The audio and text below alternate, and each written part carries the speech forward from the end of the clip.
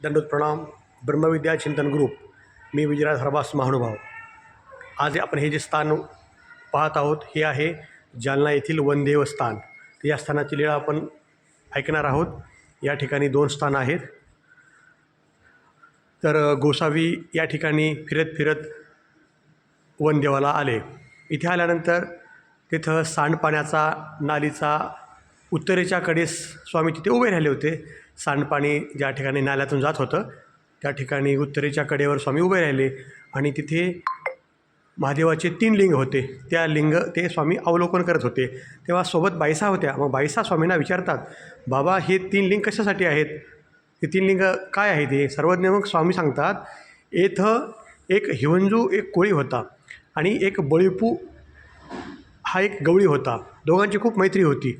आणि मग हिवंजू कोळी जो होता तो महादेवाचा अवतार होता आणि त्या दोघांची खूप मैत्री होती, हिवंजू कोळी आणि बळीप गवळी. आणि मग ते दोघे शिकार करायला जात होते आणि शिकार करून येत असत. नंतर जेवण करीत. एके दिवशी काय झालं, बळीपनं म्हटलं, बळीप जो गवळी होता तो आपल्या हिवंजी मित्राला म्हणतो, हिवंजा कोळीला, हिवंजा मी तुझ्यासोबत जेवण करीन. मग हिवंजी म्हणाला, माझ्यासोबत तू कसा जेवशील?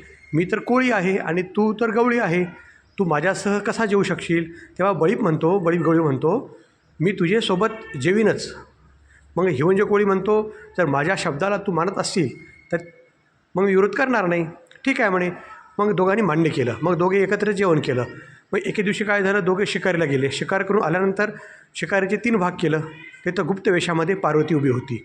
मग हिवंज कोळी जो होता तो म्हणतो, हा तुझा वाटा, हा माझा वाटा, मग 3रा वाटा कोणाचा आहे? 3 वेळेस म्हणतो. पण तो जो कोळी होता हिवंज कोळी तो काहीच बोलत नाही. तो बळी का म्हणतो, जा तू कोळीच आहेस, तू मासा कारणे आडलास असे म्हणताच तो अदृश्य झाला. कोण? कोळी. हिवंज कोळी म्हणजे महादेवाचा अवतार.